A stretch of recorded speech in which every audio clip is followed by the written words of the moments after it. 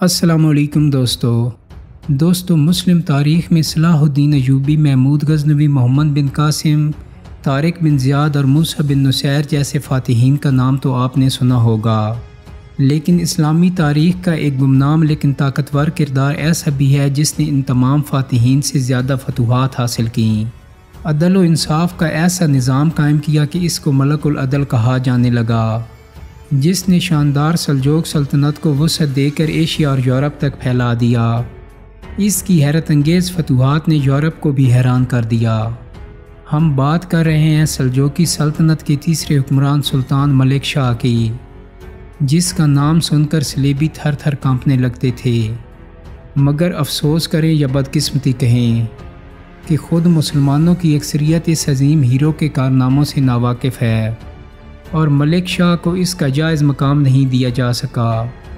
آج ہم اپنی اس ویڈیو میں آپ کو بتائیں گے کہ ملک شاہ کو ملک العدل کیوں کہا جاتا ہے، ملک شاہ رومیوں کا قیدی کیسے بنا، نظام الملک نے ملک شاہ کو کیسے آزاد کرایا، ملک شاہ نے رومیوں سے اپنی گرفتاری کا کیسے بدلہ لیا، ملک شاہ نے حاجیوں پر لگنے والا سرخ ٹیکس کیسے ختم کیا، ملک شاہ کا نبی اکرم صلی اللہ علیہ وآلہ وسلم سے محبت کا کیا واقعہ تھا، ملک شاہ نے کیا پیشگوئی کی جو 900 سال بعد بھی پوری ہوئی، اور ملک شاہ کی موت کیسے ہوئی۔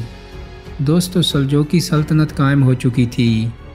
سلجوق سلطنت کا دوسرا سلطان الپ ارسلان تیزی سے فتوحات حاصل کر رہا تھا۔ الپ ارسلان کا چھوٹا بیٹا ملک شاہ اپنے باپ کی طرح جری بہادر تھا، اور نظام الملک جیسے زیرک دانش مند کی زیر تربیت رہ کر اس کی صلاحیتوں میں نکھار آ رہا تھا۔ صرف 7 سال کی عمر سے ملک شاہ بہترین تلوار بازی کر رہا تھا، اور اس کو دیکھ کر الپ ارسلان کو اندازہ ہو چکا تھا کہ یہی اس کا ولی عہد اور مسلمانوں کے مستقبل کا درخشاں ستارہ ہے۔ الپ ارسلان کی زندگی میں ہی ملک شاہ نظام الملک توسی کے ساتھ رومیوں کے مختلف قلعوں کو فتح کر کے خود کو بہترین سپہ سالار بھی ثابت کر چکا تھا۔ حالانکہ ان فتوحات میں نظام الملک توسی کی بہترین حکمت عملی اور مشاورت شامل تھیں، اسی لیے الپ ارسلان نے اپنی زندگی میں ہی ملک شاہ کو اپنا ولی عہد نامزد کر دیا، اور بغداد میں عباسی خلیفہ قائم سے اس کی منظوری بھی لے لی۔ 5ویں صدی کا یہ وہ دور تھا جب عباسی خلافت بظاہر قائم تو تھی، لیکن طاقت عربوں کے ہاتھ سے نکل کر ترکوں کے ہاتھ میں آ چکی تھی، اور عباسی خلافت اپنی آخری سانسیں لے رہی تھی۔ دین اسلام کا پرچم جو کبھی عربوں کی میراث تھا، اب اللہ نے ترکوں کو تھما دیا تھا۔ سلجوق عباسیوں کا بڑا ادب کرتے تھے، اور عباسی خلافت کے آخری خلیفہ کے خلاف باغیوں اور اس کے تخت کی بحالی بھی الپ ارسلان کے تایت غرل بیگ کے ہاتھوں ہوئی تھی۔ اگرچہ عباسیوں کی خلافت میں وہ زور تو نہیں تھا، لیکن اس کے باوجود سلجوق انہیں اپنا خلیفہ مانتے تھے۔ یہی وجہ تھی کہ ملک شاہ کی منظوری بغداد سے بھی لی گئی۔ الپ ارسلان کے بعد 1073 میں ملک شاہ سلطان بنا تو اپنے والد کی وصیت پر عمل کیا اور اپنے بھائی کو 5 لاکھ دینار دیے، جبکہ چچا جو اس وقت والی کرمان تھا اس کو فارس اور کرمان کی ریاست سونپنی چاہیے، لیکن چچا نے بغاوت کر دی اور مقابلے کے لیے کھڑا ہو گیا۔ سلطان بنتے ہی پہلی جنگ اس نے اپنے چچا سے کی اور اس کو قتل کر دیا، اور اپنے چچا کے بیٹے کو کرمان اور فارس کی ریاست سونپ دی، جیسے اس کے والد الپ ارسلان نے وصیت کی تھی۔ ملک شاہ نے سلطنت کو چین کے صوبے کاشغر سے بیت المقدس اور شام انطاکیہ سے قسطنطنیہ کی سرحد تک پھیلا دیا تھا۔ اتنی بڑی حکومت خلفائے راشدین اور خلفائے بنو امیہ کے سوا کسی کو نصیب نہیں ہوئی تھی، اور اس کے باوجود ملک بھر میں رعایا پر کسی بھی قسم کا کوئی تجارتی ٹیکس عائد نہیں کیا۔ ملک شاہ انتہائی دیندار، دل میں خوف خدا رکھنے والا، رعایا پرور بہادر جوان تھا۔ ملک شاہ کو ملک العدل کہا جاتا تھا۔ عدل و انصاف کا عالم یہ تھا کہ بڑے سے بڑے ریاستی عہدیدار کو جرأت نہیں تھی کہ کسی بھی غریب کمزور انسان کے ساتھ زیادتی کر سکے۔ اگر شاذر و ناظر ایسا ہو بھی جاتا تو سلطان سے براہ راست شکایت کرنا انتہائی آسان تھا اور انصاف فوری ملتا تھا۔ حالانکہ ملک شاہ کے دور میں ایک طرف صلیبیوں کی سازشیں تھیں تو دوسری طرف بدنام زمانہ باطنی فتنہ بھی تھا، لیکن ان سب کے باوجود یہ زمانہ امن و امان کا روشن دور کہلاتا ہے۔ ملک شاہ کو شکار کا بہت شوق تھا۔ ایک مرتبہ شکار کے دوران رومی لشکر کا سامنا ہو گیا، جنہوں نے اس کو سپاہیوں کے ساتھ قید کر لیا۔ ملک شاہ نے اپنے ساتھیوں سے کہا کہ اس کا ادب نہ کریں اور نہ زیادہ اہمیت دیں۔ اگر رومیوں کو شک ہوا تو مجھے کوئی رئیس یا معزز سمجھ کر تذلیل امیز رویہ اختیار کریں گے۔ ادھر ملک شاہ کے وزیر اعظم نظام الملک کو خبر ملی تو رومیوں کو تعلقات مزید بہتر بنانے کے لیے مصالحت کی پیشکش کی اور مذاکرات کے لیے بذات خود قلعہ پہنچ گیا۔ دوران گفتگو رومی قلعہ دار نے قیدیوں کا ذکر کیا تو بے پرواہ ہو کر دوسرے معاملات طے کیے۔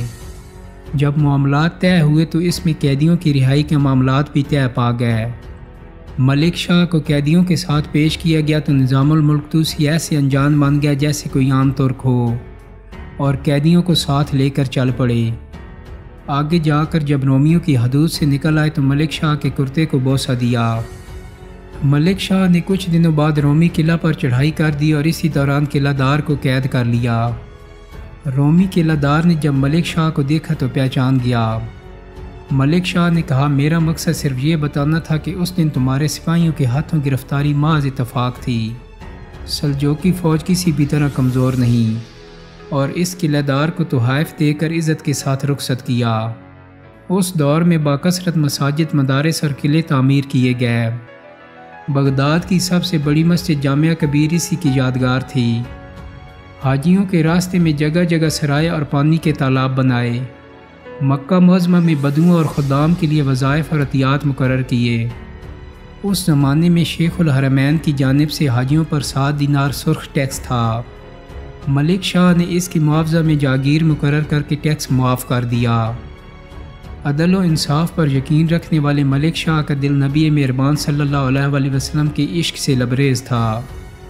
ملک شاہ نبی صلی اللہ علیہ وآلہ وسلم سے محبت اور ان کے راستے پر چلنا سعادت سمجھتا تھا، اور اس محبت کو نہ صرف اس نے اپنی اولاد میں منتقل کیا بلکہ ریاستی ذمہ داران کو بھی سنت نبوی صلی اللہ علیہ وآلہ وسلم کی پیروی کرنے کی تلقین کی۔ نبی اکرم صلی اللہ علیہ وآلہ وسلم سے محبت کا یہ عالم تھا کہ ذکر گرامی پر اشکبار ہو جاتا تھا۔ ایک بار حاجیوں کے قافلے کو رخصت کرتے ہوئے کہنے لگا کہ روضہ رسول پر میرا سلام عرض کرنا۔ کہنا کہ نالائق غلام عرض کر رہا تھا اور کہہ رہا تھا کہ اگر حاضری کا مقدور ہوتا تو اس قافلے سے کبھی پیچھے نہ رہتا۔ یہ کہہ کر خود بھی رویا اور سب حاضرین کو بھی رلا دیا۔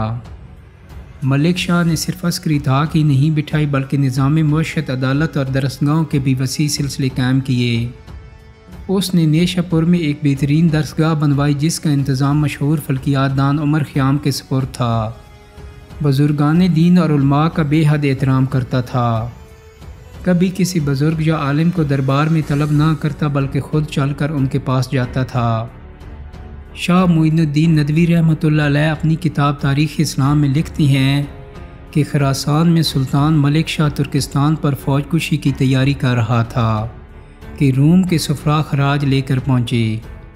ملک شاہ نے ان سے خراسان میں خراج لینے سے انکار کر دیا اور ان کو اپنے ساتھ سفر میں شریک کر لیا اور کہا کہ میں چاہتا ہوں کہ تم مجھے خراج کاشغر پھاٹک پر دو، تاکہ اگر کئی سال بعد مورخ تاریخ لکھے تو وہ بتائے کہ ملک شاہ کو شہنشاہ روم نے خراج چین کے کاشغر پھاٹک پر پہنچایا تھا، اور 900 سال بعد مورخ یہی لکھ رہا ہے اور ملک شاہ کی یہ بات بھی درست ثابت ہو گئی۔ ملک شاہ نے 21 سال بہترین حکمرانی کی۔ سال 1092 عیسوی میں بغداد میں شکار پر تھا کہ بیمار ہوا، اور زندگی کی صرف 39 بہاریں دیکھنے کے بعد یہ نیک و عادل حکمران سفر آخرت پر روانہ ہو گیا۔ امید کرتا ہوں کہ میری آج کی ویڈیو آپ کو پسند آئی ہوگی۔ اگر ویڈیو اچھی لگی ہے تو اس کو لائک اور شیئر کر دیں۔ میرے چینل کو سبسکرائب کرنے کے ساتھ ساتھ بیل آئیکن کو بھی کلک کر دیں تاکہ آپ کو میری آنے والی مزید ویڈیوز کے نوٹیفیکیشن ملتے رہیں۔ بہت جلد ہی ایک نئی ویڈیو کے ساتھ ملاقات ہوگی۔ اپنا بہت سارا خیال رکھیے گا۔ اللہ حافظ۔